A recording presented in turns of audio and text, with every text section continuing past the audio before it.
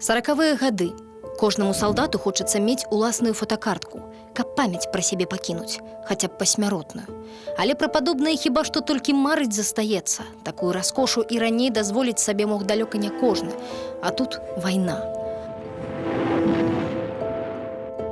У смаленскім жа партызанскім палку пад камандаваннем легендарнага Івана Садчыкова справы ідуць інакш. В годы Великой Отечественной войны Виктор Александрович Громыко пользовался большой популярностью, так как фотографа не было, а всем хотелось иметь свой маленький портрет. Он делал карандашные зарисовки, очень точно схватывал схожесть, делал их маленькими размерами, чтобы помещались в карман гимнастерки. А як чакалі сваёй чаргі гэтыя хлопцы, з якім трапятаннем забіралі партрэты? Хтосьці беражліва клаў партрэцік у кішэню гімнасцёркі, а хтосьці запячатваў у трохкутнік і адпраўляў маме, каб пабачыла, якім ён стаў, яе герой. Дарэчы, прыдаліся тут і літаратурныя здольнасці Віктара Грамыкі. У рэдакцыю партызанскай газеты якраз патрэбны быў рэдактар. Я ездил по батальонам, собирал материалы. Кроме газет еженедельно, мы печатали каждый день вести нашей Родины маленького формата. Их расхватывали люди, население воспринимали с большим восторгом. Як знак вышэйшага прызнання для членаў рэдкалегіі народнага мсціўца рэгулярныя бамбёжкі маленькай лясной тыпаграфіі. Вораг ацаніў журналістска-мастацкія таленты партызан, а значыць, газета трапіла ў цэль. Але самая каштоўная якасць мастака Грамыкі ў атрадзе – уменне страляць здалёка і без промахаў. Нават лепш за варашылаўскіх стралкоў. Легко разбивал на большом расстоянии копейку из мелкашки. И сразу меня отослали к пулемету, к второму номеру РПД. Між тым, яго самога ледзь не застрэлілі. Спачатку партызаны прынялі за дыверсанта.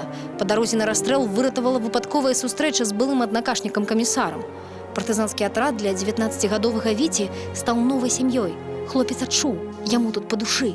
Раней у аршанскім падполлі пад кіраўніцтвам Заслонова ён быў разведчыкам. В Орше дислоцировались самые различные виды немецких войск. Полиции только было 3 разных вида. И понятно, что для координации действий между этими видами войск, между ними должна была быть какая-то связь. Разведчики и эту связь прослеживали, они узнавали информацию о передвижении их воинских частей. Очень опасная работа, требующая не только внимания, не только терпения, но и некоторых, может быть, даже актерских данных. А Виктор Александрович был человеком, стремящимся к каким-то решительным действиям, и поэтому в своих воспоминаниях он писал, что работа разведчика ему давалась тяжко. Когда Заслонову пришлось оставить город, Виктор Александрович и попросился назначить его в партизанскую бригаду Смоленской области. У ёй беларусы, рускія, грузіны, украінцы, дзясяткі розных характараў, прафесій і ўзростаў. Яшчэ учора ў кожнага было сваё жыццё, цяпер агульнае і адна на ўсіх мэта – разбіць ворага. Вайна, між тым, канчаткова ўмацавала ў Віктары жаданне стаць мастаком. А дакладней, менавіта аперацыя па прарыве з Лепельска-Полацкай зоны. Яна пачалася 5 мая 1944 года. Обстрел невероятный был. Только работало пулеметов в нем и минометов. Нас непрерывно бомбили. Оставался черный след. Шинель была 6 пробоинами. И капитан Аверьянов перед вторым прорывом сказал: я думаю, ты напишешь эту картину, как раненые еле могущие передвигать ноги, завершает одну из операций, которая войдет в историю Отечественной войны. У наступныя суткі капітан Аверьянаў загіне, а праз некалькі дзён смаленскі полк прарве блакаду і выйдзе да Березіны. Віктара назначыць камісарам 13-га атрада, і 20-гадовы сяржант Грамыка будзе камандаваць лейтэнантамі і капітанамі. Наперадзе будзе яшчэ шмат смяротных выпрабаванняў. Сів был у меня в очень страшной форме. Я был 2 недели в беспамятстве. Меня не могли вывести на Большую Землю, потому что, когда подвезли, начиналась новая блокада. И очнулся я в заблокированном Поляке. После 2 прочесываний мне, еле ходившему, еле ползавшему по этому болоту, трудно было поверить, что остался у меня какой-то шанс на спасение. И тогда, когда я лежал на этой маленькой кочке, и в перерывах между минометными и артиллерийскими разрывами обстреливали нас непрерывно, размышлял о моей жизни, тогда еще небольшой, мне тогда было 21 год всего. И думал я о том, как же я ее плохо прожил. Але прароцтва Авер'янова спраўдзіцца. Віктар сустрэне перамогу і працягне перарваны шлях да свайго галоўнага прызначэння. Спачатку мінскае мастацкае вучылішча, потым інстытут. Дыпломная работа дарогамі мсціўцаў – першы мазок у ваенным летапісе мастака і партызана Віктара Грамыкі. Шляхамі мсціўцаў. Твор былога камісара партызанскага атрада Віктара Грамыкі. Мы видим усталых людей, которые бредут по болоту, несут эту тяжелую судьбу на своих плечах. Сам Виктор Александрович Громыко говорил, что в его картинах мало крови, которой была насыщена Великая Отечественная война, но он больше отдавал предпочтение характерам героев, хотел написать своих друзей, однополчан. Он показывает именно то, что помогло выиграть эту войну. Ведь если бы люди не были такими характерными, то ничего бы просто-напросто не получилось.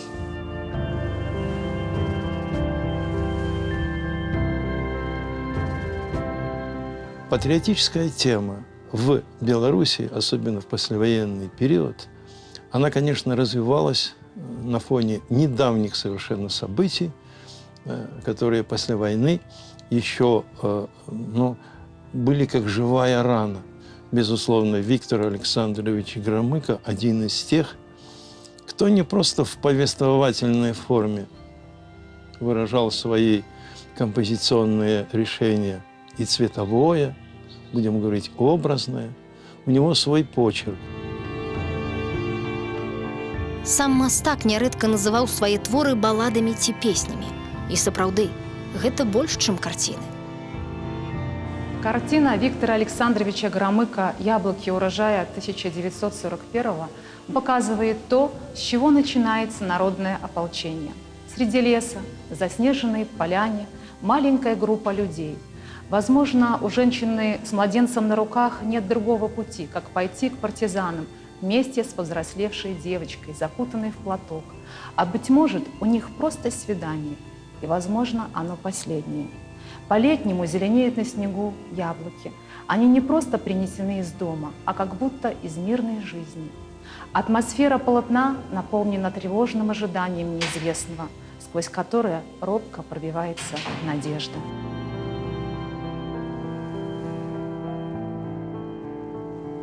Калі глядзець яго творы, там няма такой, здавалася б, вялікай трагедыі, але ён гэта так падаў, што вот эта трагедыя загінуўшага маладога чырвонаармейца, ці ідзе партызанскі атрад па гэтых узгорках Полаччыны, паказвае вот эту барацьбу. І Віктор Александрович адзін з тых майстроў мастацтва, які менавіта мастацкімі формамі данёс вот гэты весь, з аднаго боку, і трагізм, а з другого боку і надзея на будучыню, на светлую будучыню, на перамогу на нашу.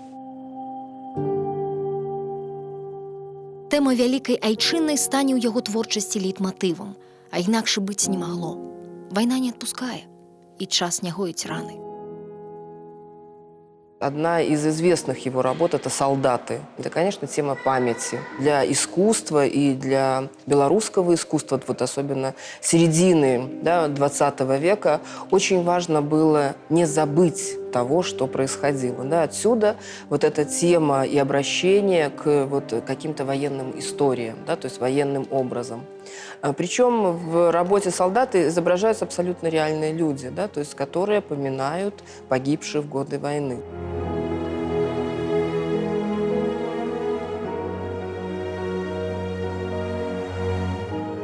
стаяць тры фігуры, вельмі нізкі гарызонт, і это просто монументы гэтых людзей. Ён просто показаў, што это жывыя помнікі.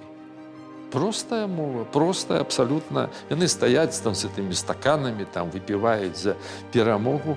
Там ёсць і памяць пра загіблых сваіх сяброў, там ёсць і высокая нота гучання, і гэта ода гэтым людзям. Фатаграфічны і непрыкрыта дакладны. Яго вобраз ветэрана далёкі ад парадных партрэтаў, а гэта выхад за рамкі, што ў савецкай краіне не вітаецца. Нягледзячы на мастацкую каштоўнасць, першапачаткова карціна «Салдаты» не трапіла на ўсесаюзную выставу. У ЦК Кампартыі убачылі ў сюжэце прапаганду алкагалізму.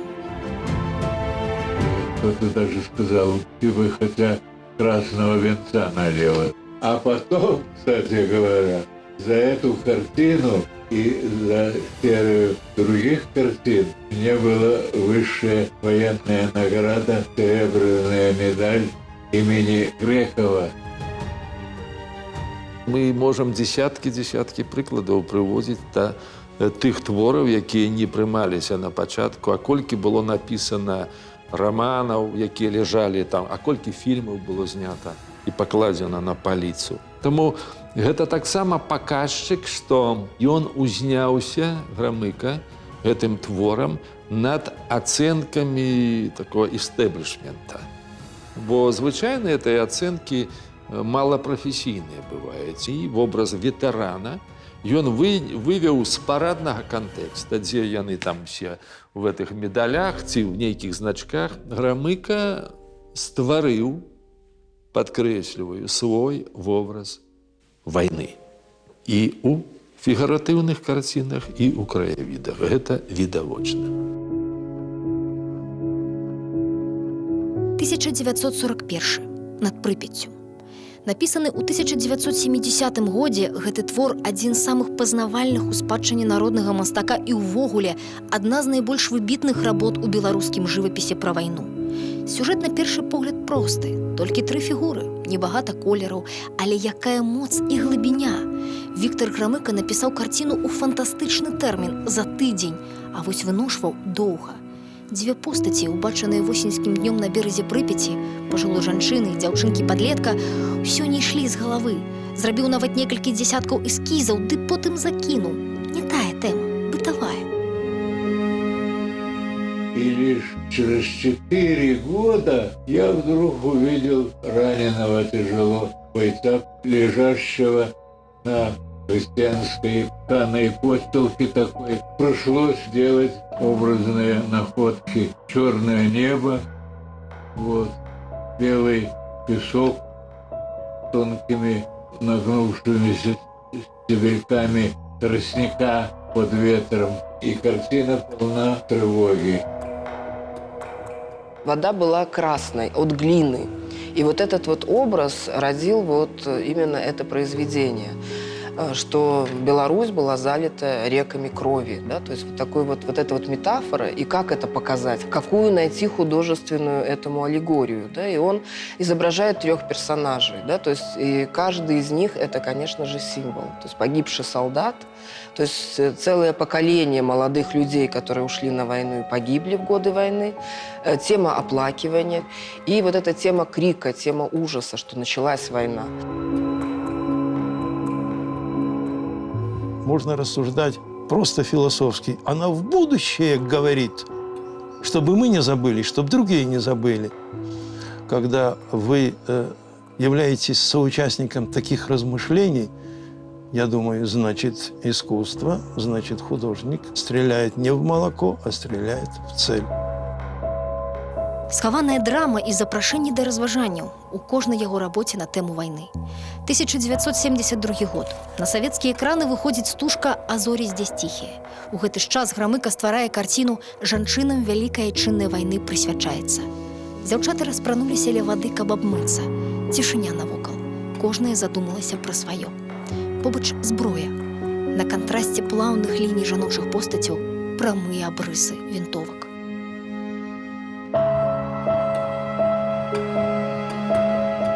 Это было так сказать, как-то иная форма посмотреть на женщину, которая не потеряла свою человечность, свой эстетический образ в обществе вообще, но которая взяла на себя ответственность защиты Отечества.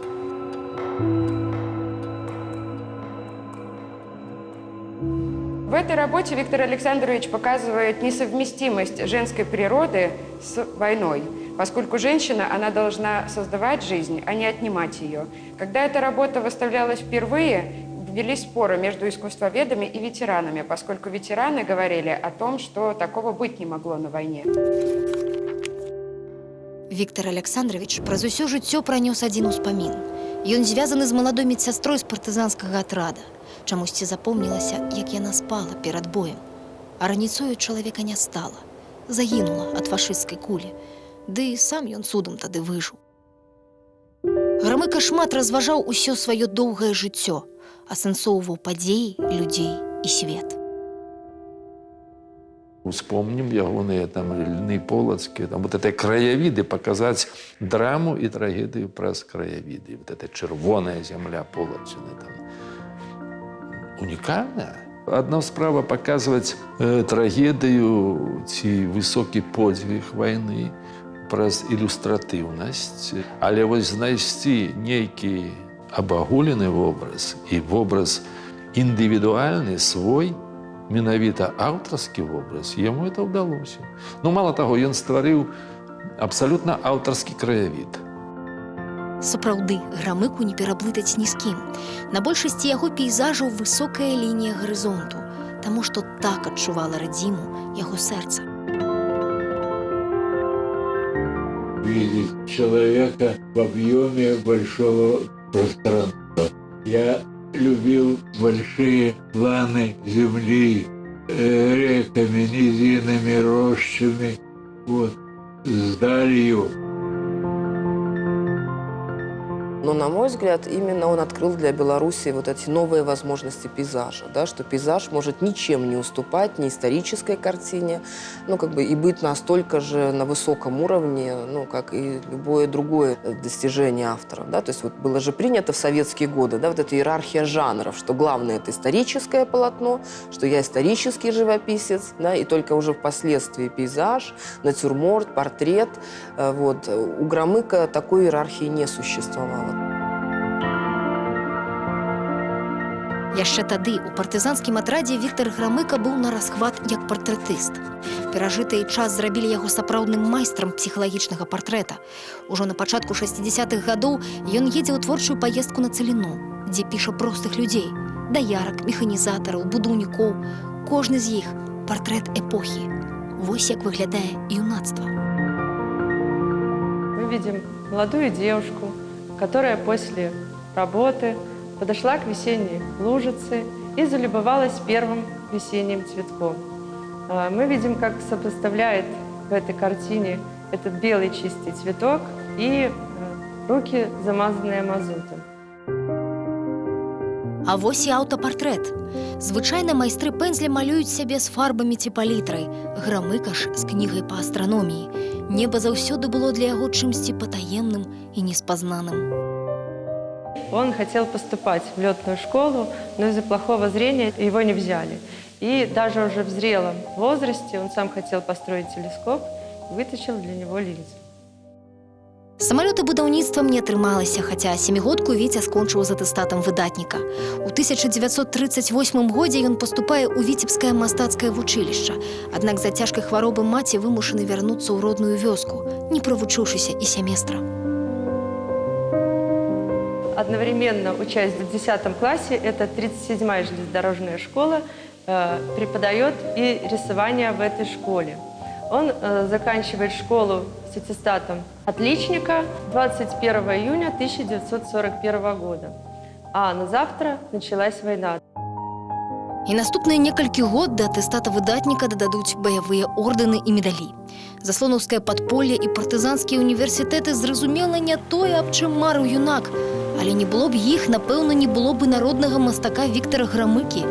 ганаровы член Нацыянальнай акадэміі навук, прафесар акадэміі мастацтваў, старшыня Саюза мастакоў, аўтар 3 біяграфічных кніг і лаўрэат Шолахаўскай прэміі.